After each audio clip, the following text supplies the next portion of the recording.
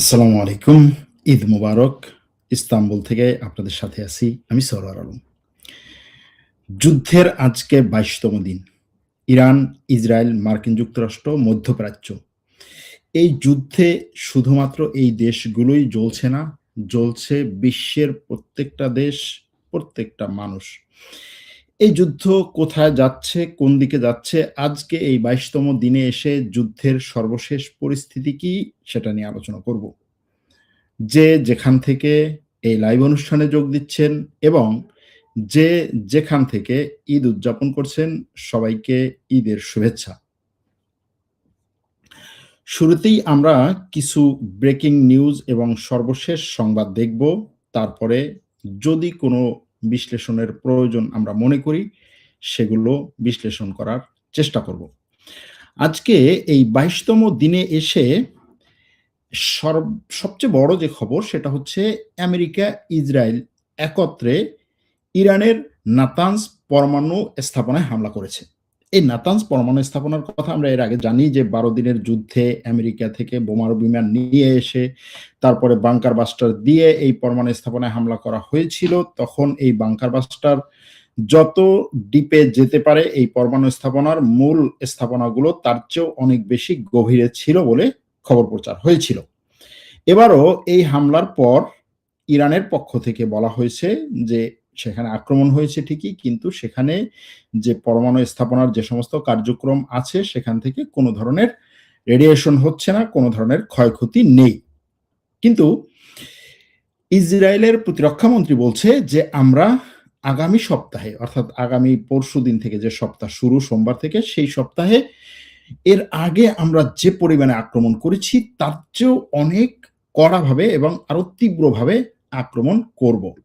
তার এই আক্রমণের কথা এমন একটা সময়ে আসলো যখন ব্রিটেন অর্থাৎ যুক্তরাজ্য এই যুদ্ধে মার্কিন যুক্তরাষ্ট্রকে এই অঞ্চলে থাকা তার ঘাঁটিগুলো, তার দ্বীপগুলো ব্যবহার করার অনুমতি দিয়েছে। অফিসিয়ালি এটা ঘোষণা করেছে। ওদিকে ইরানের পক্ষ থেকে দাবি করা হয়েছে যে ইরান আমেরিকার একটা F-16 যুদ্ধবিমান ভূপাতিত করেছে। আজকে ইরানের এয়ার ডিফেন্স সিস্টেম আমেরিকার একটা F-16 যুদ্ধবিমান ভূপাতিত করেছে। দাবি হচ্ছে ইরানের। আর ইসরায়েল বলছে তাদের একটা যুদ্ধবিমান আজকে আঘাতপ্রাপ্ত হয়েছে। ইরানের এয়ার ডিফেন্স সিস্টেম ইসরায়েলের একটা যুদ্ধবিমানে আঘাত করেছে।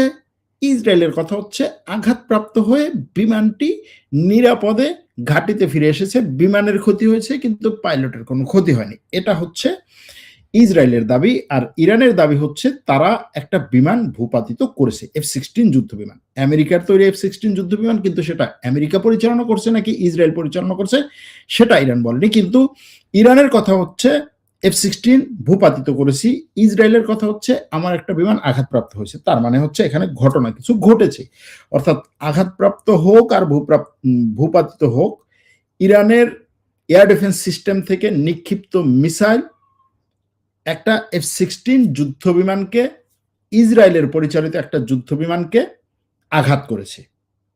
এটা হচ্ছে এখানের বড় খবর। এর বাইরে আরো অনেকগুলো খবর আছে, যে খবরগুলোর মধ্যে আমেরিকার প্রেসিডেন্ট ডোনাল্ড ট্রাম্প, তাকে নিয়ে তো প্রত্যেক দিনই আমরা কথাবার্তা বলি, তার কথাবার্তাগুলোয় আসবো যে সে এখন নতুন করে আবার কি ধরনের হচ্ছে পাগলামি টাইপের কথাবার্তা বলছে। আমেরিকার এই ইরাকে যে ঘাঁটি আছে তার সামরিক ঘাঁটি, সেই সামরিক ঘাঁটিগুলোতে গতকালকে আক্রমণ হয়েছে বাগদাদে। আমরা জানি যে বাগদাদের আন্তর্জাতিক বিমানবন্দরের গা ঘেঁষে আমেরিকার একটা ঘাঁটি আছে, ভিক্টোরিয়া বিমান ঘাঁটি, সেখানে আক্রমণ হয়েছে। তার চেয়েও আরেকটা গুরুত্বপূর্ণ খবর হচ্ছে বাগদাদে ইরাকের যে গোয়েন্দা সংস্থার হেডকোয়ার্টার, সেই হেডকোয়ার্টারে আজকে আঘাত হেনেছে ড্রোন এবং সেই আঘাতে কমপক্ষে একজন এই গোয়েন্দা সংস্থার সদস্য নিহত হয়েছে। যদিও সেটাতে বলা হচ্ছে যে গোয়েন্দা সংস্থার পাশের একটা ভবনে, গোয়েন্দা সংস্থার সাথে সম্পৃক্ত একটা ভবনে, এরকম গোয়েন্দা সংস্থার ভবনে আঘাত হয়েছে, হেডকোয়ার্টারে আঘাত এনেছে, এটা হচ্ছে কথা। এবং সেই আঘাতের পরে সেখানে কমপক্ষে একজন নিহত হয়েছে। এই হরমুজ প্রণালী বন্ধ নিয়ে এখন একটা জোট তৈরি করার চেষ্টা করা হচ্ছে। সেই জোটে কে আসবে সেটা এখনো স্পষ্ট না হলেও আস্তে আস্তে যে জোটটা ফর্ম হচ্ছে সেটা মোটামুটি বোঝা যাচ্ছে। সেখানে ইউরোপের দেশগুলো এবং মধ্যপ্রাচ্যের যে আরব দেশগুলো, উপসাগরীয় আরব দেশগুলো, সৌদি আরব, কাতার, কুয়েত, বাহরাইন, ওমান, তারপরে হচ্ছে সংযুক্ত আরব আমিরাত, এরা ইউরোপীয় ইউনিয়নের সাথে একত্রে একটা বিবৃতি দিয়েছে। তারা বিবৃতিতে বলেছে যে এই হরমুজ প্রণালী ইরান যেভাবে বন্ধ করে রেখেছে আমরা এটার নিন্দা জানাই, এবং ইরান যে হরমুজ প্রণালী থেকে যাওয়া জাহাজগুলোর উপরে আক্রমণ করছে আমরা সেটারও নিন্দা জানাই, এবং অবিলম্বে হরমুজ প্রণালী ইরান যেন খুলে দেয় সেটার দাবি জানাচ্ছি। কারা বলছে? আরব দেশগুলো এবং ইউরোপীয় ইউনিয়ন একত্রে, ইউরোপের দেশগুলো একত্রে। আজকে এই যে গত 1 ঘন্টা আগে জাস্ট হচ্ছে এখন বাংলাদেশে 9টা বাজে, বাংলাদেশের সময় রাত 8টা থেকে 9টা পর্যন্ত, সেই সময়ে ইরানের রামসার এবং নাতানজ, এই যে দুটো শহর, এই দুটো শহরে গুরুত্বপূর্ণ দুটো পরমাণু স্থাপনা আছে। এই দুটো পরমাণু স্থাপনায় ব্যাপক পরিমাণে হামলা হয়েছে গত 1 ঘন্টায়। এর আগেও হয়েছে, আজকে দিনের মধ্যে আরো কয়েকবার হয়েছে এই পরমাণু স্থাপনায় হামলা।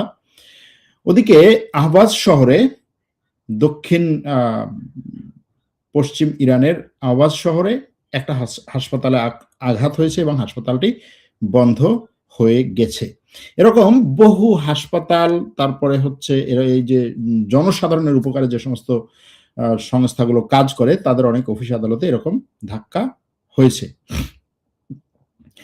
দিয়েগো গার্সিয়া একটা দ্বীপ ছিল, দ্বীপটা কার? ব্রিটেনের। ব্রিটেন ব্যবহার করতো দ্বীপটা, এবং সেই দ্বীপে এই যুদ্ধ শুরুর পর থেকে সেই দ্বীপ আমেরিকাকে ব্যবহার করতে দেয় নাই। এটা নিয়ে বহু কথা ছিল, আমেরিকার প্রেসিডেন্ট এটা নিয়ে ব্রিটেনের উপরে অনেক খ্যাপা ছিলেন, এবং ব্রিটেনের প্রধানমন্ত্রীকে তিনি সরাসরি বলেছেন, মানে সরাসরি অনেকবার আঘাত করেছেন, আক্রমণ করেছেন। সেই দিয়েগো গার্সিয়া দ্বীপকে শেষ পর্যন্ত ব্রিটেন আমেরিকার জন্য উন্মুক্ত করে দিয়েছে। ব্রিটেন আমেরিকাকে বলছে ঠিক আছে এই দ্বীপ তুমি ব্যবহার করতে পারো, এবং সেই দ্বীপ উন্মুক্ত করার পরই আমরা কি শুনতে পাচ্ছি?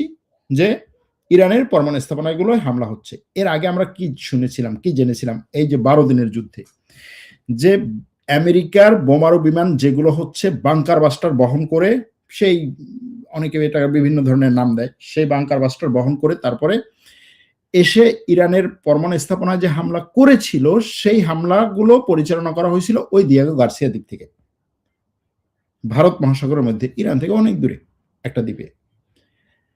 সেখান থেকে জাস্ট এই ব্রিটেন সাপোর্ট দেওয়ার পরে, ব্রিটেন ওই দ্বীপ ব্যবহার করতে দেওয়ার পরে আমেরিকা আক্রমণ চালালো। এর মানে হচ্ছে ব্রিটেন এই যুদ্ধে এখন আমেরিকাকে আনুষ্ঠানিকভাবে সরাসরি সমর্থন দিচ্ছে। এর আগে কি দেয় নাই? এর আগেও দিয়েছে। এই যারা বলে না যে আমরা এই যুদ্ধ চাই না, এই যুদ্ধে সাপোর্ট দেব না, আমেরিকাকে আমরা সাপোর্ট দিই না, আমরা, আমেরিকা আমাদের কাছে সাপোর্ট চেয়েছে, ট্রাম্প বলছে যে দেখো এই ন্যাটো তোমরা আমাদেরকে সাপোর্ট দাও, এই ইউরোপ তুমি আমাকে সাপোর্ট দাও, ইউরোপ বলছে না আমরা দেব না। সবাই আসলে সাপোর্ট দেওয়ার জন্য প্রস্তুত, জাস্ট হচ্ছে এখানে দর কষাকষি, যে আমার কতটুকু লাভ হবে, আমার কতটুকু লস হবে, আমি এখান থেকে কতটুকু পাবো, আমি এখান থেকে কতটুকু পাবো না। মূল বিষয় হচ্ছে এইখানে। যেমন ধরেন অস্ট্রেলিয়ার ব্যাপারে গতকাল পর্যন্ত জানা গিয়েছিল যে অস্ট্রেলিয়া আমেরিকাকে সরাসরি এই যুদ্ধে সাপোর্ট দিবে না। এটাই মোটামুটি ছিল অস্ট্রেলিয়ার পক্ষ থেকে আসা যে সমস্ত খবর।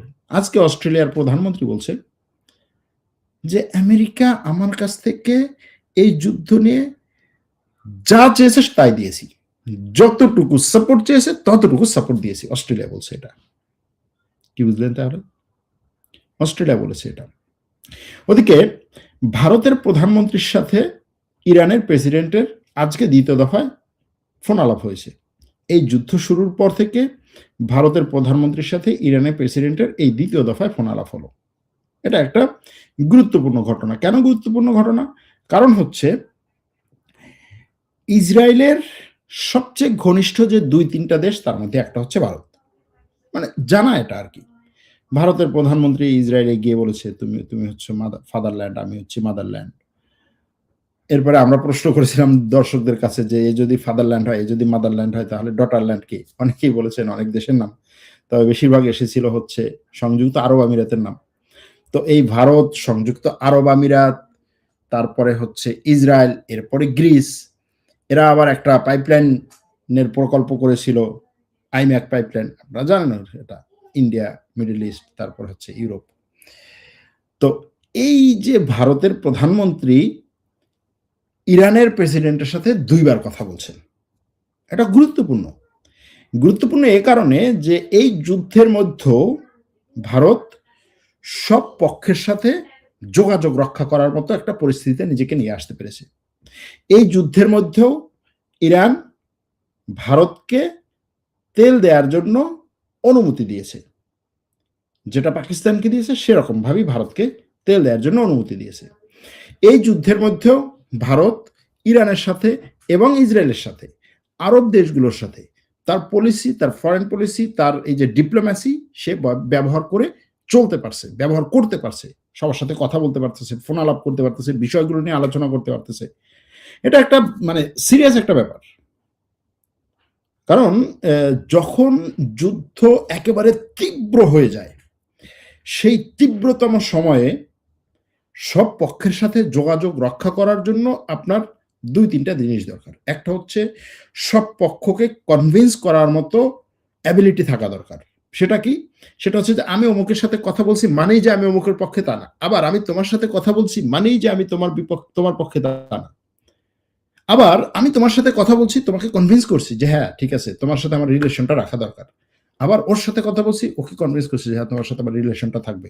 আবার ২ পক্ষকে আমি হচ্ছে এটাও কনভিন্স করছি যে দেখো আমি একটা ইন্ডিপেন্ডেন্ট ফরেন পলিসি এপ্লাই করি, যে ক্ষেত্রে তোমার সাথে আমার বন্ধুত্ব থাকলেই যে হচ্ছে ওর সাথে আমার শত্রুত্ব থাকতে হবে, বা ওর সাথে আমার শত্রুতা থাকলেই যে তোমার সাথে আমার বন্ধুত্ব থাকবে না, সেটা চলে না। এরকম একটা ফরেন পলিসি বর্তমানে কয়েকটা দেশ ব্যবহার করার চেষ্টা করছে।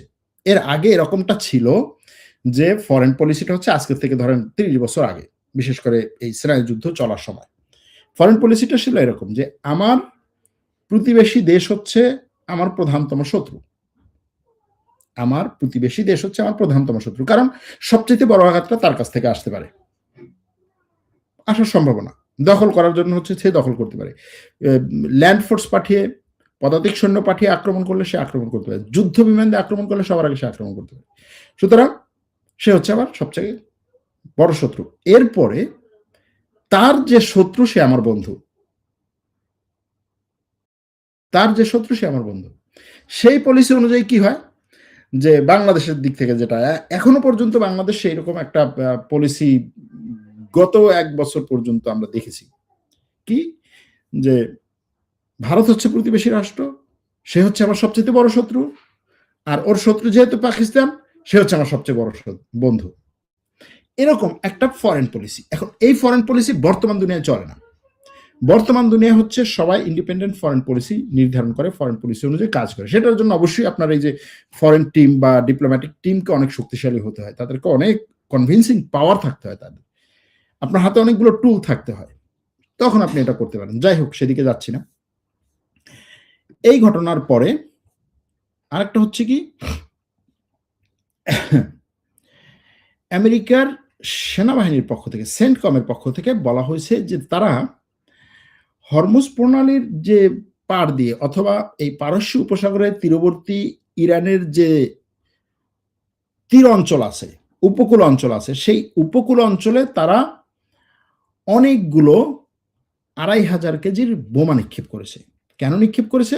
কারণ হচ্ছে সেই দ্বীপগুলো মানে সেই তীরবর্তী অঞ্চলগুলোতে তাদের দাবি অনুযায়ী যে অনেকগুলো মাটির নিচে মিসাইল ফ্যাক্টরি আছে, মিসাইলের মজুদগার আছে, তারপর হচ্ছে সেখান থেকে মিসাইল লঞ্চার আছে, অ্যান্টিশিপ ক্রুজ মিসাইল আছে সেখানে, এবং বিভিন্ন ধরনের মোবাইল মিসাইল লঞ্চার আছে ওই মাটির নিচে।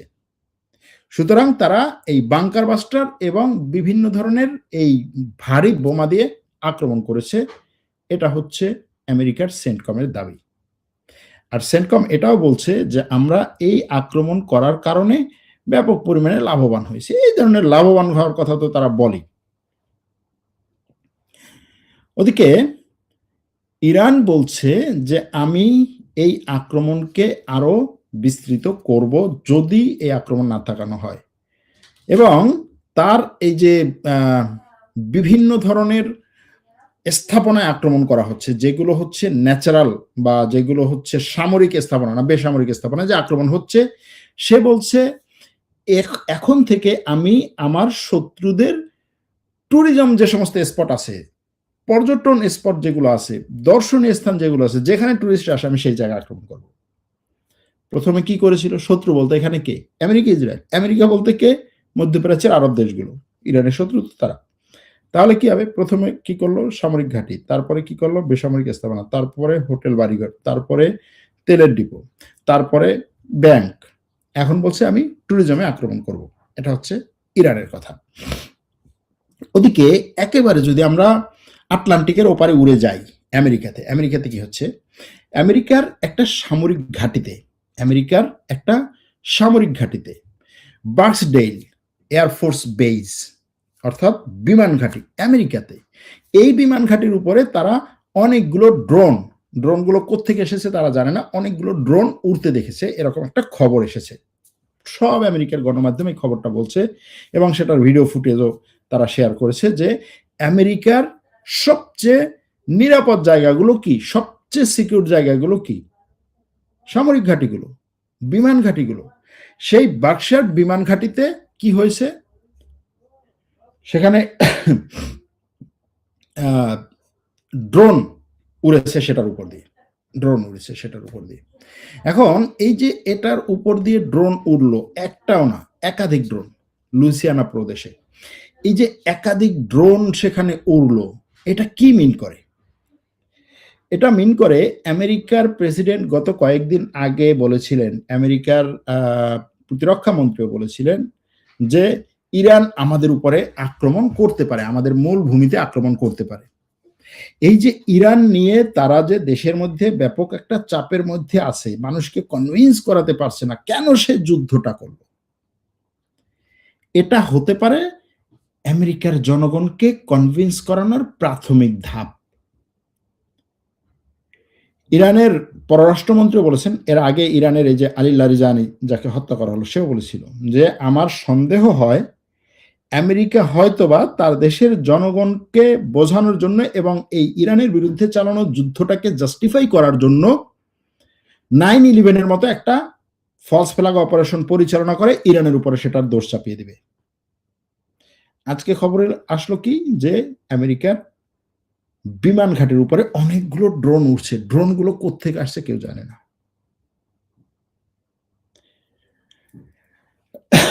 জাস্ট হচ্ছে খবর বলে যায়, মানে কোনটার সমালোচনা করব, কোনটার হচ্ছে বিশ্লেষণ করব। ওদিকে রাশিয়া বলছে যে এই যে নাতানজ পরমাণু স্থাপনা যে হামলা হয়েছে, সেই হামলার জন্য আমরা একটা আন্তর্জাতিক টিম পাঠাই সেখানে, যে সেই হামলাটা কত বড় ধরনের হামলা হয়েছে, সেখানে কোনো ধরনের ক্ষতি হয়েছে কিনা, তারপর সেই ক্ষতির কি বলে পরিমাণ কি, এবং সেটা ভবিষ্যতে কোনো ধরনের ওই অঞ্চলে যারা বেঁচে আছে বা ওই অঞ্চলে যারা বসবাস করে তাদের জন্য কোনো ধরনের থ্রেট কিনা, সেরকম একটা কথা রাশিয়ার পক্ষ থেকে বলা হয়েছে। তবে ইরানের পক্ষ থেকে বলা হচ্ছে এই যে আক্রমণ হয়েছে, আক্রমণে ওই স্থাপনার কোনো ধরনের ক্ষতি হয়নি এবং তার আশেপাশে যারা বসবাস করছে তাদের জন্য কোনো ধরনের সমস্যা না।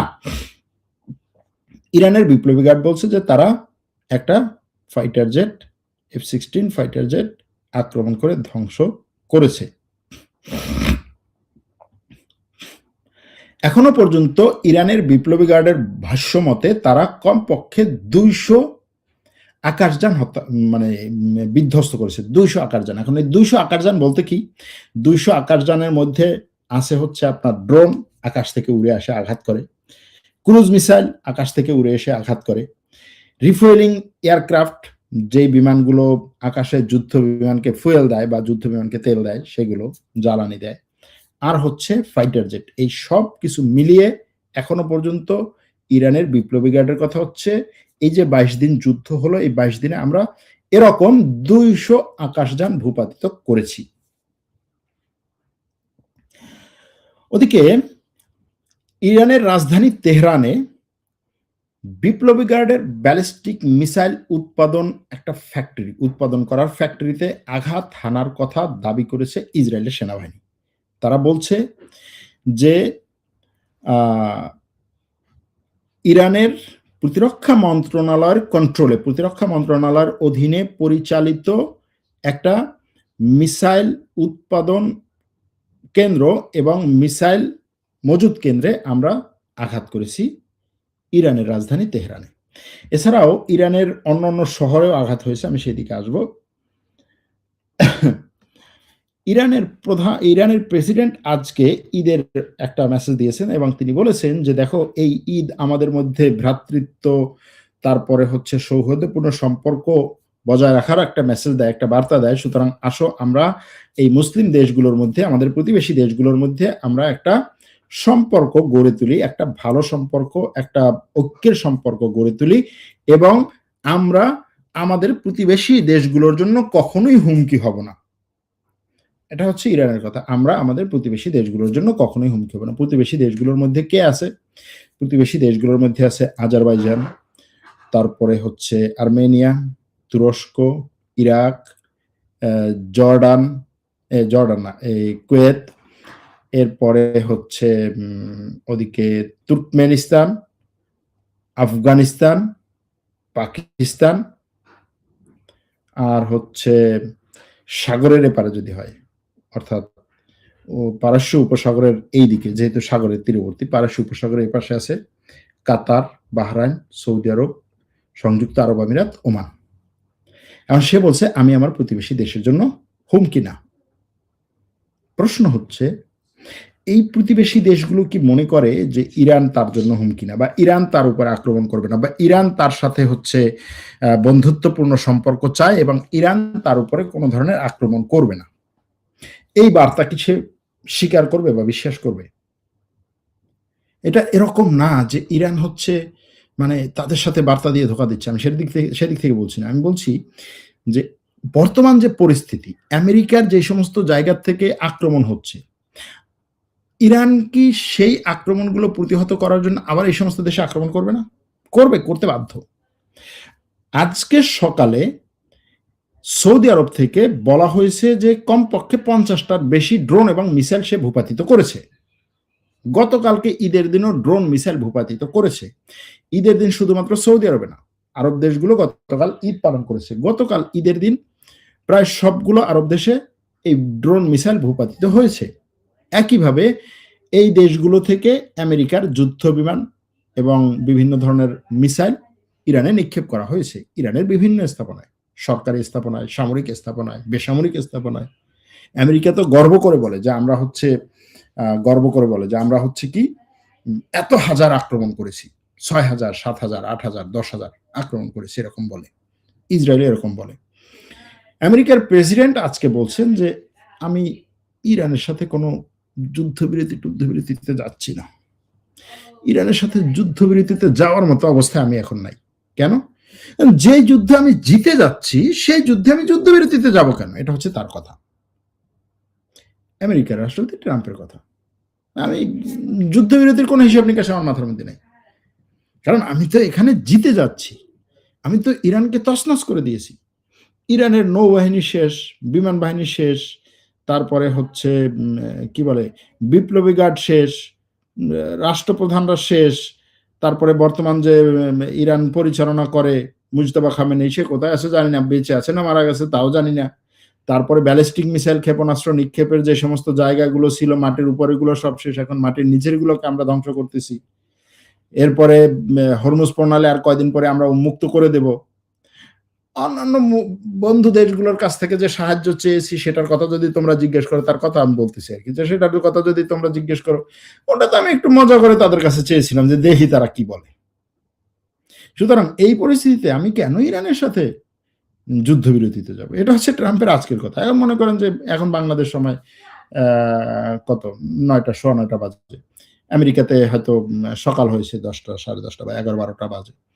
দেখা গেল যে তার হচ্ছে ঘুম থেকে ওঠার পরে আবার হচ্ছে একটু মতিগতি ঠিক হলো, তখন বললো যে না, ইরানের সাথে তো, ইরান তো আমাদের সাথে যোগাযোগ করছে, আমরা ইরানের সাথে যোগাযোগ করতেছি, একটা যুদ্ধবিরতি তাড়াতাড়ি হয়ে যেতে পারে।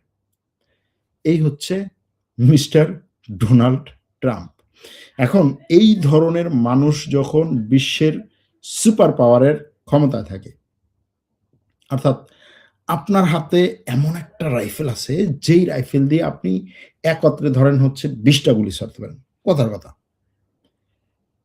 খুবই শক্তিশালী একটা জিনিস, যেই গ্রামে কারো কাছে হচ্ছে দা কাস্তের বাইরে কিছু না, সেই গ্রামে ধরেন আপনার কাছে একটা রাইফেল আছে এবং সেই টাইপের রাইফেল। কারণ ওই রাইফেলের দায়িত্ব যদি দেন আপনি আপনার ছেলেকে, এবং সে ওটা পাওয়ার পর মনে করে যে আমি হয়ে গেছি হচ্ছে ডোনাল্ড ট্রাম্প, আমি হয়ে গেছি সেনাপ্রধান, এবং সে ওটা দিয়ে তখন যে কোনো ধরনের ক্ষতি করতে হবে। এইটা হচ্ছে বর্তমান পরিস্থিতি। এখন এই বর্তমান পরিস্থিতিতে আমেরিকা বাইরে যতটা সমস্যার সম্মুখীন না হচ্ছে, যেমন এখানে সেনাবাহিনী আক্রমণ করতেছে, ড্রোন পড়তেছে, মিসাইল পড়তেছে, পাল্টা আক্রমণ করতেছে, সে বিভিন্ন ধরনের রণতরী পাঠাচ্ছে, অন্যান্য দেশকে সে কনভিন্স করার চেষ্টা করতেছে, কিছু কিছু দেশ আসতেছে তার পাশে, কিছু কিছু দেশ ইতিবাচক ইঙ্গিত দিচ্ছে, কিছু কিছু দেশ হয়তো আবার নতুন করে ভাবছে, কিন্তু তার দেশের মধ্যে সে তার অন্য যত রাজনৈতিক দল এবং তার দলের মধ্যে এটার বিরুদ্ধে যারা আছে তাদেরকে সে কনভিন্স করতে পারছে না। এখন আমেরিকার নতুন করে যে স্ট্র্যাটেজি, তার সেটা হচ্ছে যে দেশের মধ্যে আগে আমার কনভিন্স করতে হবে। কিভাবে কনভিন্স করতে হবে? কেন আমি এই যুদ্ধ শুরু করলাম? এখন কেন এই যুদ্ধ শুরু করলাম, এটার উত্তর যদি আপনি আমেরিকার হর্তাকর্তাদের কাছ থেকে পেতে চান, তাহলে তাদের এমন একটা গোলক ধাঁধার ভিতরে, এমন একটা চক্রের মধ্যে আপনাকে ফালাবে, ডিম আগে না মুরগি আগে, এটা আপনার খুঁজে বের করা কঠিন হয়ে যাবে। তাদের কথা হচ্ছে ইরান আমাদের উপরে হামলা চালাতো, আমরা জানি, সুতরাং ইরান যেন আমাদের উপরে হামলা চালাতে না পারে, এই জন্য আমরা ইরানের উপরে হামলা চালিয়েছি, এবং আমরা হামলা চালিয়েছি কারণ হচ্ছে ইসরায়েল বলেছে আমাদেরকে হামলা করতে। তো ইসরায়েল যদি না বলতো তাহলে ইসরায়েল নিজেই হামলা করতো, আর ইসরায়েল নিজেই যদি হামলা করতো আমাদের সেই যুদ্ধে এমনিতেই যোগ দিতে হতো, আর আমরা যদি সেই যুদ্ধে যোগ দিতাম তাহলে ইরান আমাদের উপরে হামলা করতো। তাহলে যেহেতু সেই যুদ্ধে যোগ দিলে ইরান আমাদের উপরে হামলাই করতো, তাহলে আমরা ইরানের উপরে হামলা করেছি, কারণ হচ্ছে এটাকে এভাবে আমরা জাস্টিফাই করি। এখন এই যে জাস্টিফাইয়ের যে হচ্ছে তাদের হিসাব নিকাল, যে ভাই তুই আমাকে ঘুষি দিতি, এটা আমার কাছে মনে হয়েছে তুই যখন বাড়ির থেকে বের হইছো, ভাই আমার বাড়ি থেকে তোর বাড়ি তো দূরত্ব হচ্ছে 1 কিলোমিটার, আমি কেমনে ঘুষি দিই? না না, ওই যে কোনো ভাবে হোক তুমি ওইখান থেকে ঘুষিটা মারতে, এটা আমার গালে পড়তে, এটা আমি বুঝতে পারছি। এবং তোমার বাড়ির কাছে আমার এক প্রতিবেশী আছে, সে বলছে যে ও যেভাবে বাসা দিয়ে বের হয়েছে, ও কিন্তু তোমাকে ঘুষি মারার মানে মতলব নিয়েই মোটামুটি রেডি হয়ে বের হয়েছে। তাহলে কি করা দরকার? তাহলে তুমি দল বল নিয়ে এসে আগে ওর উপরে ইট পাটকেল মারো, আমিও মারবো, তা না হলে সে তোমার উপর আক্রমণ করবে। আবার কি, আপনার ওই যে ওর পাশের প্রতিবেশী, ওর পাশের যে হচ্ছে বন্ধু বা মিত্র, সে বললো যে ভাই তুমি যদি আমার সাথে যোগ না দাও তাহলে আমি ওরে ঘুষি এমন মারবো যে ও আমার উপরে আক্রমণ করবে, তোমার উপর তোমার ঘরে পড়বে। এখন আপনি ঘরে গিয়ে বললেন যে ওরে আমার মারতেই হবে, ওরে আমার আক্রমণ করতে হবে, কেন? ও 1 কিলোমিটার দূরে, না না আমার উপর আক্রমণ করবে, ও প্রতিবেশী বলেছে আমার উপর আক্রমণ করবে, যদি আমি আক্রমণটা না করি তাহলে ও আক্রমণ করবে, আর আমি আক্রমণ করলে ও আক্রমণ করবে, সুতরাং আমি আক্রমণ করি। এরকম একটা মানে সিস্টেম তারা তৈরি করেছে, তারা বলছে। এখন এই সিস্টেমে আসলে কে কনভিন্স হবে? আপনি হচ্ছেন, আপনি কিছু বুঝতেছেন এই যেটা থেকে সে যেই ইয়াগুলো করলো। এখন ইসরায়েলের পক্ষ থেকে আজকে অনেকগুলো বক্তব্য আসছে, বিভিন্ন ধরনের, এই তো হুমকি ধামকির বক্তব্য তো আসেই। যেমন ধরেন ইসরায়েল বলছে কি যে লেবাননের রাজনীতি থেকে আমি হিজবুল্লাহকে মুছে ফেলবো, লেবানন থেকে হিজবুল্লাহ থাকবে না, মানে মানচিত্র থেকে মুছে ফেলবো। এটা হচ্ছে ইসরায়েলের কথা, এবং এটা একদিন 2 দিন না। এই ইরান নিয়েও, ইরানকে শেষ করে দেবো, রেজিম শেষ করে দেবো, এটা করবো, এটা তো একদিন 2 দিন না। কিন্তু তারপরেও যদি আপনি ধরেন ট্রাম্পের কাছে জিজ্ঞেস করেন যে ভাই তুমি কেন যুদ্ধটা শুরু করলো, বলে ইরান তো বহুবার বলেছে ইসরায়েলকে মানচিত্র থেকে মুছে দিবে, এটা একটা বিশাল থ্রেট, ইসরায়েলকে মানচিত্র থেকে মুছে দেওয়া কিভাবে সম্ভব? এটা শুধুমাত্র পরমাণু অস্ত্র দিয়ে সম্ভব, এছাড়া তো সম্ভব না। তার মানে হচ্ছে ইরান পরমাণু অস্ত্র আক্রমণ করার জন্য সে প্রস্তুতি নিচ্ছে। আর তুমি যে বলতেছো যে হিজবুল্লাহকে আমি মানচিত্র থেকে মুছে দেব, ইরানের আমি হচ্ছে রেজিম চেঞ্জ করে ফেলবো, ইরানে আমি সবকিছু ধ্বংস করে দেব, গাজার আমি প্রত্যেকটা মানুষকে হত্যা করব, এগুলো কোনো দলিল না? না, এগুলো দলিল। ও রাজনৈতিকভাবে যে 2টা কথা বলে সেটাই হচ্ছে তার জন্য সবচেয়ে বড় একটা দলিল হিসেবে। বিভিন্ন দেশের এই জ্বালানি কোম্পানি এবং বিভিন্ন ধরনের ব্যবসা কোম্পানি তারা এখন থেকে নির্ধারণ করতেছে যে এবছর তেলের দাম কেমন হতে পারে। কারণ আপনি যখন একটা কোম্পানি চালাবেন, স্বাভাবিকভাবেই আপনার একটা বাজেট তৈরি করা দরকার এবং সেই বাজেট তৈরি করার ক্ষেত্রে আপনি বছরের শুরুতে ধারণা করতেছেন যে এই বছরটা এরকম যাবে, এই রিস্কগুলো আছে, এই রিস্কগুলো থাকলে তেলের দাম এতটুকু বাড়বে, তাহলে আমার খরচ এতটুকু বাড়বে, আমার বাজেট এটা হবে, আমি এত পর্যন্ত কি বলে পণ্য তৈরি করব, সেই পণ্যগুলো বিক্রি করে আমি মোটামুটি এত লাভ করব, এত খরচ হবে এবং শেষে গিয়ে আমার পকেটে এই টাকা থাকবে। এটা সব ধরনের কোম্পানি করে। এখন এই যুদ্ধ শুরু হওয়ার পরে সব কোম্পানির হিসাব নিকাশ সব তছনছ হয়ে গেছে। সবাই নতুন করে হিসাব করতেছে এবং এই যে নতুন করে হিসাব করতেছে, এই হিসাব করার ক্ষেত্রে তারা কোন জিনিসটাকে সামনে নিয়ে আসে? তেল। তেলের দাম কেমন? তেলের দাম কত হবে? যেমন ধরেন ইউনাইটেড এয়ারলাইন্স আমেরিকার, তারা বলছে যে তেলের দাম পার ব্যারেল $175 হতে পারে। এর বাইরেও বিভিন্ন ধরনের কোম্পানি, কেউ বলছে $200 হতে পারে, কেউ বলছে $200 ছাড়িয়ে যেতে পারে, কেউ বলছে যে হচ্ছে এখন এমনিতেই তো হচ্ছে $110 কাছাকাছি চলে আসছে। এরকম একটা অবস্থা এবং এই পরিস্থিতিতে আমেরিকা নতুন তার বিভিন্ন ধরনের সিস্টেম চালু করার চেষ্টা করেছে এই তেলের সমস্যাটাকে সমাধান করার জন্য। মানে সমস্যা তো আর সমাধান করতে পারবে না, এটাকে হচ্ছে সাময়িকভাবে একটু করার জন্য, কি বলে, সহজ করার জন্য। বাহরাইনে আক্রমণ হচ্ছে। আজকে দুপুরের দিকে বাহরাইন বলছে যে এই আমার জনগণ তোমরা গর্তে ঢুকে যাও এবং বিভিন্ন জায়গায় বিভিন্ন দেশে এই ধরনের আক্রমণগুলো চলতেছে। বাহরাইনে হচ্ছে, কাতারে হচ্ছে। বাহরাইন বলছে যে তার প্যাট্রিয়ট এয়ার ডিফেন্স সিস্টেম এই পুরো মার্চ মাসে 9টা কি বলে বিস্ফোরণ ডিটেক্ট করেছে। 9টা বিস্ফোরণ তারা চিহ্নিত করেছে, যে 9টা বিস্ফোরণ হয়েছিল শুধুমাত্র রেসিডেন্সিয়াল এরিয়াতে। মার্চের 9 তারিখে রেসিডেন্সিয়াল এরিয়াতে অনেকগুলো বিস্ফোরণ হয়েছে, এটা হচ্ছে তার কথা। আরো অনেকগুলো খবর আছে, যেমন ধরুন সেই খবরগুলো আমি যদি হচ্ছে জাস্ট এক করে জাস্ট হচ্ছে এক লাইনে বলে যাই, তাহলে এরকম খবরগুলো।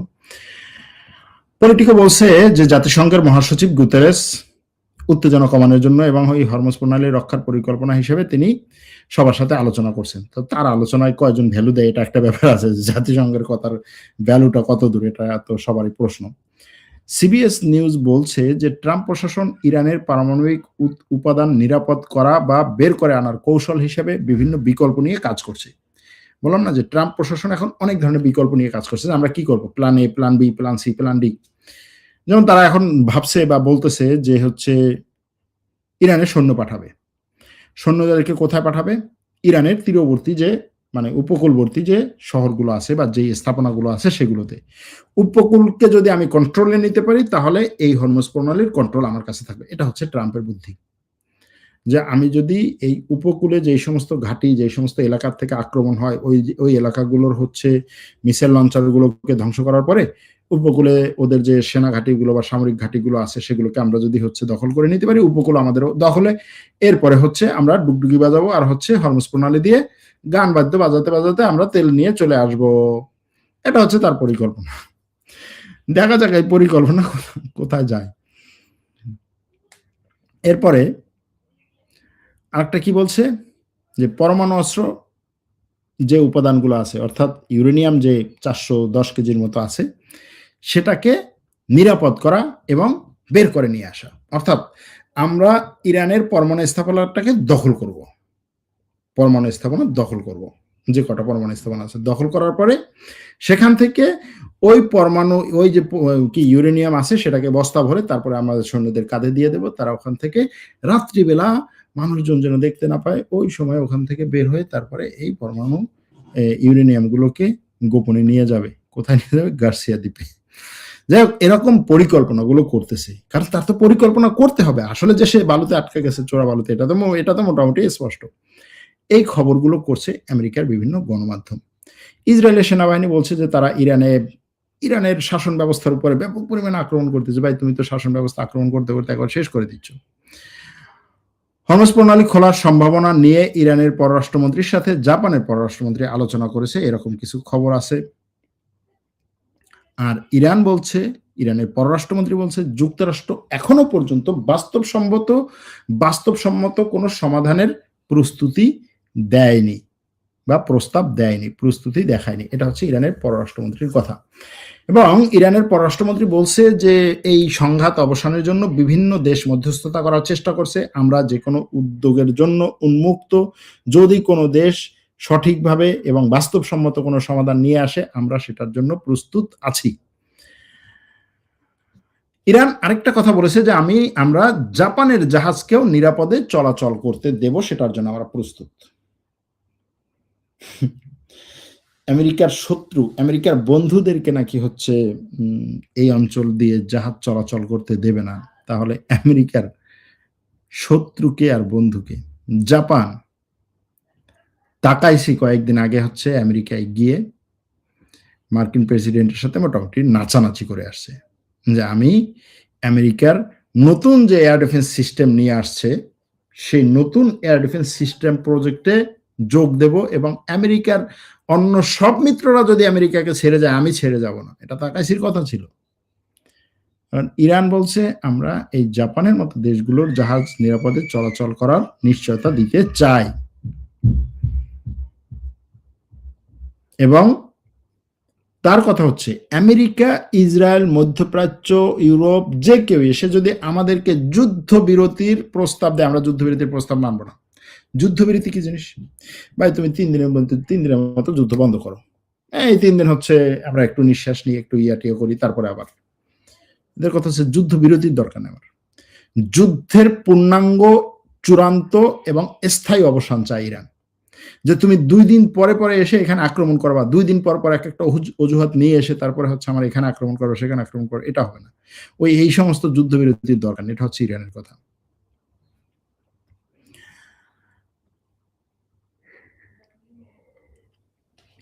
ইসরায়েলি গণমাধ্যমের কথা হচ্ছে ইরানি ক্ষেপণাস্ত্র হামলার কারণে তেল আবিবের দক্ষিণে আশদোদ, আশকেলন, গাজা সংলগ্ন এই সমস্ত এলাকায় সাইরেন বাজানো হয়েছে এবং বিভিন্ন এলাকায় বড় ধরনের বিস্ফোরণের শব্দ শোনা গেছে। দেখেন, বিস্ফোরণের শব্দ আর হচ্ছে বড় ধরনের বিস্ফোরণের শব্দ, দুটোর মধ্যে পার্থক্য আছে। বিস্ফোরণের শব্দ শোনা গেলে আপনার ধারণা করতে হবে যে হয়তো একটা রকেট পড়েছে অথবা ইসরায়েলের এয়ার ডিফেন্স সিস্টেম আকাশে আঘাত এনেছে, সেখান থেকে বিস্ফোরণের শব্দ। আর বড় ধরনের বিস্ফোরণের শব্দ হচ্ছে হয়তো ইরানের মিসাইল আঘাত এনেছে অথবা এয়ার ডিফেন্স ইরানের মিসাইলকে আকাশে বড় ধরনের আঘাত করেছে, দুইটার যে কোনো একটা।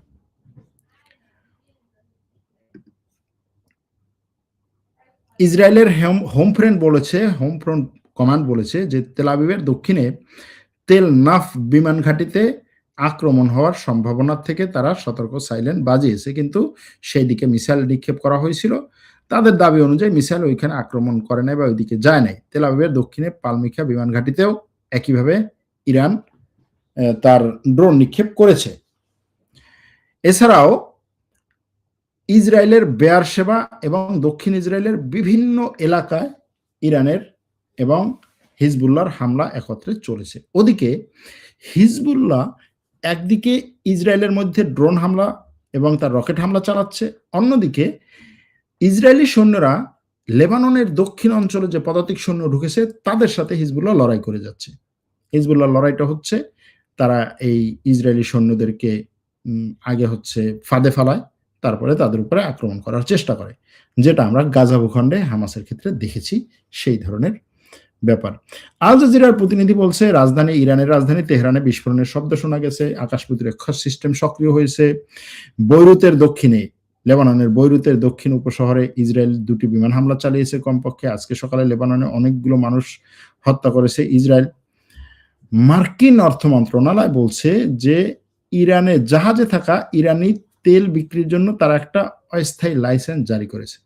এটা আমি গতকালকে বলেছিলাম। অস্থায়ী লাইসেন্স কি? যে ইরানের যে সমস্ত তেল রাস্তাঘাটে জাহাজে আছে মানে বিভিন্ন জায়গায়, ওগুলোকে তোমরা হচ্ছে দখল করো, দখল করার পরে ওই জাহাজের সাথে একটা চুক্তি করো যে তোমার তেল আমি হচ্ছে $50 কিনে নিলাম। এরকম একটা বিষয় আমার কাছে এটা মনে হয় আর কি। ওদিকে এই যে ডিয়েগো গার্সিয়া ঘাঁটি দখল করার, ঘাঁটি ব্যবহার করার যে অনুমতি বা ব্যবহার করার কথা যেটা বলেছে ব্রিটেন, সেটার পরপরই কি হয়েছে? ইরান এই ডিয়েগো গার্সিয়া ঘাঁটি লক্ষ্য করে হামলা করেছে। কত দূরে খবর আছে? কত দূরে? কয়েকশো কিলোমিটার, 1000 কিলোমিটারের বেশি হবে মনে হয় দূরে। সেখানে ড্রোন হামলা হয়েছে। যদিও আমেরিকার কথা হচ্ছে, না সেই ড্রোন হামলায় তেমন বড় ধরনের কোনো কিছু হয় নাই। মার্কিন কর্মকর্তারা বলছে সেই ঘাঁটি লক্ষ্য করে ইরান হামলায় তেমন কোনো ক্ষয়ক্ষতি হয়নি। কিন্তু সেখানে যে হামলা করছে, হামলা পরিচালনা করতে পারছে এটা একটা বড় ব্যাপার। এই ভারত মহাসাগরে যুক্তরাজ্যের সঙ্গে যৌথভাবে যে ডিয়েগো গার্সিয়াতে এ ব্যবহার করছে সেখানে ব্যালিস্টিক মিসাইল দিয়ে হামলা করেছে ইরান। ব্যালিস্টিক মিসাইলের হামলা। ইরানের ব্যালিস্টিক মিসাইলের ক্ষমতা আমেরিকা নাকি 90% অফ করে দিয়েছে। জাস্ট হচ্ছে 10% আছে।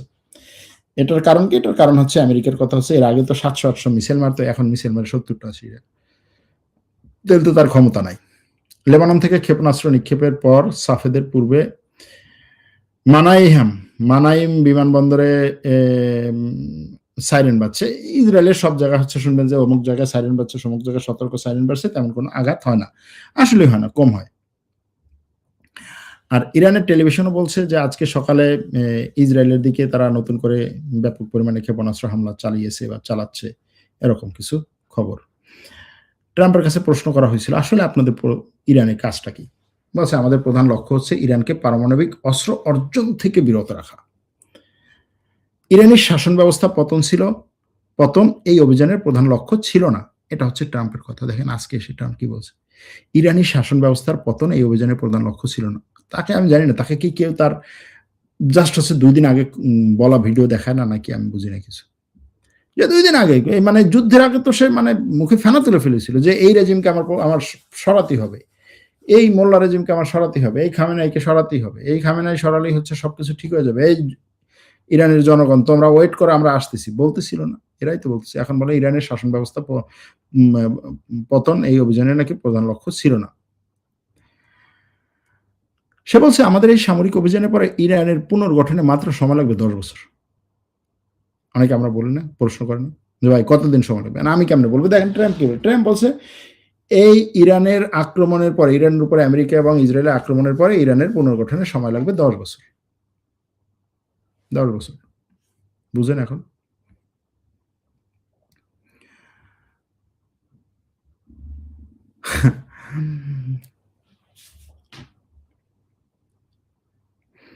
মার্কিন অর্থ মন্ত্রণালয় বলছে যে ইরানের তেল বিক্রির জন্য আমরা যে লাইসেন্স দিচ্ছি, এই যে কি বলে কিছু জাহাজকে সাময়িকভাবে, এই লাইসেন্স মানে হচ্ছে আমরা ইরানের উপরে যে নিষেধাজ্ঞা সেটাকে যে শিথিল করতেছি, বিষয়টা সেরকম না।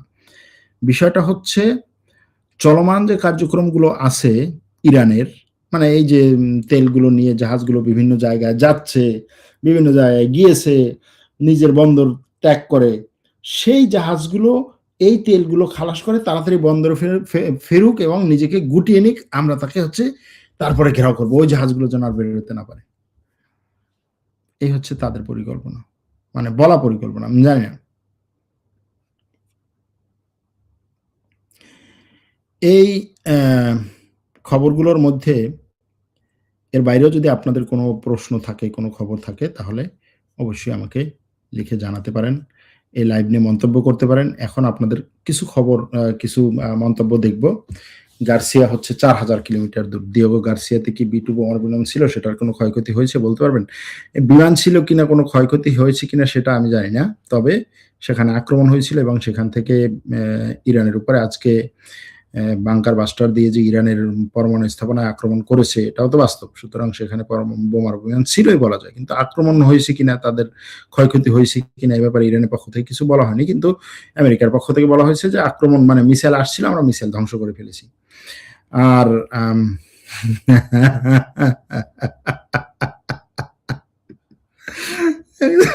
তাকাইছে ওজন 40 কেজি। স্পেন কেন ইসরায়েল বিরোধী? তাদের কি পশ্চিমাদের পক্ষে থাকার কথা না? জানি না। স্পেন কি আবার হচ্ছে জিব্রাল্টার প্রণালী ইরানের সাথে দেখে যে ভাই তুই হরমুজ প্রণালী যেভাবে দখল করতেছো এটা একটু আমাকে জানা, সিস্টেমটা একটু বল, আমি এই জিব্রাল্টার প্রণালীটা ওইভাবে দখল করি, কিছু টাকা পয়সা তো কামাই হবে। ইরান বলছে যে আমরা এই হরমুজ প্রণালী আটকানোর পরে যে তেল বিক্রি করতেছি এতে ভালো কামাই হইতেছে। ইরানের কথা হচ্ছে এরকম, ভালোই কামাই হইতেছে, মাল পানি ভালো কামাই করছি, এবং এই হরমুজ প্রণালী থেকে আমাদের ভালো চলতেছে আরকি, কোনো সমস্যা নাই। সত্যি কথা। এটা হচ্ছে ইরানের একজন মন্ত্রী আজকে বলছে। এক দর্শক বলছেন যে এম F-16 একটা না ৩ টে আজকে নাকি শেষ করে ফেলেছে। এটা হচ্ছে একজন দর্শকের কথা। ভাই আমার সুন্দর হয় আমরা সুন্নি মুসলমানরা প্রকৃত মুসলমান কিনা মুনাফিকের অন্তর্ভুক্ত। আপনাকে ধন্যবাদ। ঈদের শুভেচ্ছা। আ বাইডেন হলো অরিজিনাল নেতা, ট্রাম্প আতাই শুনে মানুষ। ভাই কাতার থেকে বলতেছি, যুদ্ধটা কি শেষ হবে মনে করেন? না, খুব তাড়াতাড়ি শেষ হওয়ার সম্ভাবনা আমি দেখি না। যুদ্ধটা খুব তাড়াতাড়ি শেষ হওয়ার সম্ভাবনা দেখি না। মস্কো থেকে এক দর্শক বলেছেন, মস্কো থেকে ঈদ মোবারক। আপনাকেও ঈদ মোবারক। ইরান তো ২,০০০ কিলোমিটার দূরবর্তী স্থানে মিসাইল বা ড্রোন হামলা চালাতে পারে। সেটাই তো মনে হচ্ছে। গার্সিয়া হচ্ছে ৪,০০০ কিলোমিটার দূরে মিসাইল অ্যাটাক করে ইউরোপ, আমেরিকাকে হতবাক করে দিয়েছে ইরান। এই যে চমৎকার হেডলাইন। আমি এই ধরনের হেডলাইন তো দরকার, এই ধরনের হেডলাইন দরকার। হতবাক করে দিয়েছে, তারা পাগল হয়ে গেছে আরকি। ভাই ডিয়েগো গার্সিয়াতে কি B-2 বোমারু বিমান ছিল? ছিল তো মনে হয়। অবশ্যই ছিল। তুরস্ক ইসরায়েলের পরবর্তী টার্গেট। ওরা হয়তো গ্রিক টার্কি ওয়ার্ল্ড ওয়ার করেই ছাড়বে। ন্যাটো তখন গ্রিসের পাশে থাকা ছাড়া উপায় থাকবে না। জেরার্ড কুশনার কি পরবর্তী অ্যাপস্টিন হবেন? কেমনে কব ভাই? এগুলো তো সব হচ্ছে ভবিষ্যৎবাণী। মুসলমানদের মাথা বিক্রি করে দিয়েছে আমেরিকার কাছে। ছি! ভাই আপনি তো মুসলমানদের মধ্যে আপনার মাথাটা কি বিক্রি করে দিয়েছেন আমেরিকার কাছে? উম এটা ছিল ট্রায়ালমূলক। এরপরে যাবে মধ্যবর্তী, ফাইনালি মারবে একটু দেরিতে। কে ইরান নাকি? ট্রাম্প হলো পাগলা মহিষ, যেইখানে সেইখানে শিং মারে আর নেতানিয়াহু হলো পাগলা কুকুর, যাকে তাকে কামড়ে দিবে। তাদের শিং কাটার মধ্যে আছে কিনা? আপনি কি কথা বলতে ভয় পান? কেন? কি ধরনের কথা বলতে ভয় পাই? আপনি যদি মনে করেন যে আমি এখানে বসে মোটামুটি ট্রাম্প এখন হচ্ছে মাথা ব্যথা, তার হচ্ছে সে এই যুদ্ধের কারণে এখন বসে কান্নাকাটি করতেছে, এই ধরনের হেডলাইন দেব, তাহলে কি মনে হয় যে আমি ভয় পাই না? বলব যে হ্যাঁ, মানে নেতানিয়াহু মারা গেছে 100% নিশ্চিত। আমি তার হচ্ছে লাশ দেখে আসছি বাংকারে, এইভাবে বলব? তাইলে কি আমি হচ্ছে কথা বলতে ভয় পাই না মনে করবেন? ভাই যেটুকু বাস্তব সেটুকু বলার চেষ্টা করি। অতিরিক্ত কিছু বলার চেষ্টা করি না। অতিরিক্ত আপনি বিভিন্ন জায়গা থেকে দেখেন। নেতানিয়াহুরে তো মারতে মনে করেন যে মিষ্টি-টিষ্টি বিতরণ হয়ে গেছে বাংলাদেশে, তাই না? তারপরে হচ্ছে ইরানের হামলায় ইসরায়েল একেবারে শেষ। আমেরিকা পুরোপুরি ধ্বংস হয়ে গেছে। হ্যাঁ, আরব দেশগুলো। এরকম তো বহু শুনেছি। দেখেন, যুদ্ধ, যুদ্ধ হচ্ছে এমন একটা জিনিস যেইখানে আপনার কৌশল ব্যবহার হয়। এবং এই কৌশল বিভিন্নভাবে আপনারা মানে খেলা কি বলে? দাবা খেলার মতো। যে আপনি একবার সামনে আসছেন, ২ বার পিছনে যাচ্ছেন, ৩ বার সামনে আসছেন এবং শেষ চালটা পর্যন্ত আপনি বুঝতে পারতেছেন না যে হচ্ছে শেষ চালটায় কে জিতবে। যুদ্ধ হচ্ছে এরকম একটা জায়গা, এরকম একটা জিনিস। আজকে ইরান ২ টা ভূপাতিত করছে, ৩ টা ভূপাতিত করছে। কালকে আবার ইরানে ৫ টা ভূপাতিত করবে। পরশুদিন ইরান আবার ৩ টা করবে। এখন এভাবে যেতে তারপরে আপনি বলতে পারবেন। ভাই এই যুদ্ধ নিয়ে এবং এই যুদ্ধের আগে পরে আমি কেন? আমার কথা বাদ দেন। আমি তো হচ্ছে চুনোপুটি। সেইদিন একদম এক লোক বলছে, "তুমি হচ্ছে চুনোপুটি।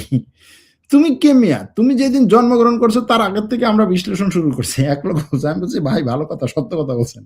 আমি তো বিশ্লেষকও না। আমি বিশ্লেষণ করা শিখিনি এখন পর্যন্ত। খালি বসে খবর পড়ি। তাও দেখে পড়ি। অন্য জায়গাগুলোর থেকে হচ্ছে কপি করে পড়ি।" তো সে অনেক মানে ধুইয়া দিছে আরকি। হ্যাঁ?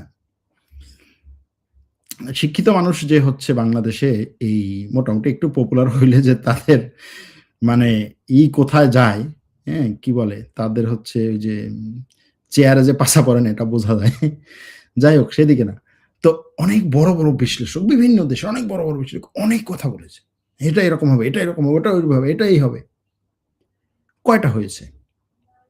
আবার মনে করেন একটা সময় কিন্তু এরকমও ছিল যে হ্যাঁ, ইরান এবং ইসরায়েল এরা হচ্ছে বন্ধু। এরা জাস্ট হচ্ছে গোপনে আতাত করে। এখনো পর্যন্ত বলে এরা গোপনে আতাত করে। এরা তলে ঠিক আছে, উপরে আমাদেরকে দেখায় যে তারা ভাই আপনার এত ঠেকায় পড়ছে, তারা আপনার উপরে দেখাবে আপনি কি না?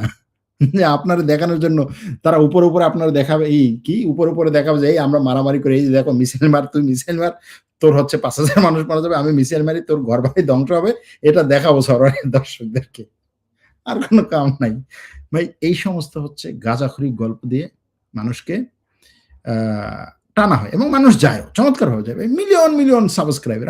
আমার তো অনেক বলে, "ধুর মিয়া তুমি কি কথা বলো? ১ ঘন্টা বসে, বসে কত খালি পেঁচালি করো, কোনো খবরই বলো না। তুমি কবা যে কোন জায়গায় কয়টাজন ধ্বংস হয়ে গেছে, কয়টা শেষ হয়ে গেছে, কাকে মেরে ফেলছে, কার কয়টা বোমারু বিমান ছিল। তুমি সব জায়গায় দেখে, দেখে আসবা। আইসা খালি আমাদেরকে বলবা যে আমি তো দেখছি ও ওইখানে ধ্বংস হয়ে গেছে, ও ওইখানে মেরে গেছে, ও ওইখানে মেরে ফেলছে।" হ্যাঁ? এবং এভাবে বলে। মানুষ এভাবে শুনতে চায়। না আমি এভাবে বলতে পারি না। কি করার আছে? যাই হোক, লাইভের শেষ অ্যা অংশটুকু হচ্ছে একটু আ কি বলে? মজার করার চেষ্টা করলাম এই যুদ্ধের মধ্যেও। বিভিন্ন জন বিভিন্ন জায়গা থেকে এই লাইভ দেখছেন, বিভিন্ন দেশ থেকে এই লাইভ দেখছেন। আ যারা মালয়েশিয়া থেকে দেখছেন, মালয়েশিয়া থেকে আমার খুব প্রিয় একজন এবং অনেকজনই বিভিন্ন দেশ থেকে দেখছেন। একজন স্যার আছেন মালয়েশিয়াতে, তাকে এখান থেকে সালাম দিচ্ছি। সৌদি আরবে অনেকগুলো ভাই আছেন যাদের সাথে মাঝে, মাঝে যোগাযোগ হয়। তাদেরকে এখান থেকে সালাম। কোরিয়াতে আছেন, ব্রিটেনে আছেন, তারপরে হচ্ছে এই সৌদি আরবে আছেন বললাম, কাতারে, দুবাইতে এই মুহূর্তে অবস্থান করছেন। এরকম কয়েকজন আছেন। আ অল্প আমার পরিচিত লোক খুব বেশি না। অল্প কিছু পরিচিত। পরিচিত বলতে এই YouTube এর মাধ্যমেই পরিচয় আসলে আমি ওরকম তো বড় ধরনের বিশাল কেউ না যে হচ্ছে ব্যাপক পরিমাণে সব জায়গায় পরিচিত লোক থাকবে এরকম না। তো তাদেরকে স্পেশাল ভাবে ধন্যবাদ দিচ্ছি। আর যেই সমস্ত দর্শক এই লাইভ দেখেন, একেবারে শুরু থেকে শেষ পর্যন্ত সময় নিয়ে দেখেন। তারা হচ্ছেন সত্যিকার অর্থে আমার মানে এ কি বলবো? দর্শক না বলে তাদের জন্য নতুন একটা আসলে সংজ্ঞা বা নতুন একটা নাম নির্ধারণ করা দরকার। আমি এটা নিয়ে ভাবছি তাদেরকে একটা কিছু বলা দরকার। কারণ মানুষ, বাংলাদেশের মানুষ এখন হচ্ছে ওই ৫ মিনিটের ১০ মিনিটের ভিডিও দেখতে অভ্যস্ত। আমার অনেক দর্শক এখানে এসে বলেন, "ভাই কি বানাচ্ছেন আপনি? ১০ মিনিটের মধ্যে পুরো দুনিয়ার কথা বলবেন।" বলি না, বলতে পারি না। যেই সমস্ত দর্শক এটা দেখেন তাদেরকে অবশ্যই স্পেশাল ভাবে ধন্যবাদ দেওয়া দরকার বাংলাদেশ থেকে, বিভিন্ন দেশ থেকে যারা দেখেন। আর যেই সমস্ত দর্শক হচ্ছে মন্তব্য করেন। ভাই সত্যি আপনাদেরকে সেলুট। সেলুট আপনাদেরকে। আপনারা শুধুমাত্র দেখেনই না, মন্তব্য করেন, শেয়ার করেন।